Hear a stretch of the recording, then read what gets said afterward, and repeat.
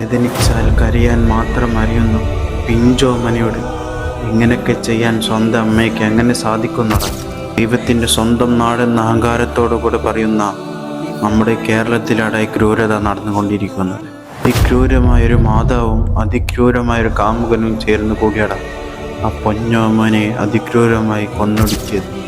ഊറ്റിച്ചുകൊണ്ടും പൊള്ളിച്ചുകൊണ്ടും ആ രണ്ട് കൈകൾ തല്ലിയൊടിച്ച് ആ പാവപ്പെട്ട മാലാകെ അവരാക്രമിക്കുമ്പോൾ ഇതാരമായി പീഡിപ്പിച്ചപ്പോൾ അതേ മാതാവിനെ അമ്മയെന്ന് വിളിച്ചപ്പോൾ ആ മോൾ എത്ര അധികം കരഞ്ഞിട്ടുണ്ടാവും.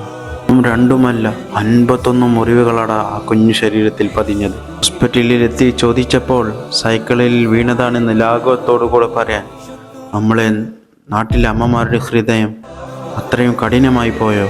കുഞ്ഞിക്കാൽ കാണാൻ വേണ്ടി കരയുന്ന ആയിരങ്ങളുള്ള നമ്മുടെ നാട്ടിൽ കാമത്തിനു വേണ്ടി സ്വന്തം ചോരയെ ക്രൂരനായ ഒരു കാമുകന് മുന്നിൽ എങ്ങനെ എറിഞ്ഞു കൊടുക്കാൻ സാധിക്കുന്നു? ജന്മങ്ങളെ അമ്മ എന്ന് വിളിക്കാൻ പോലും വെറുപ്പ് തോന്നുന്നടാ.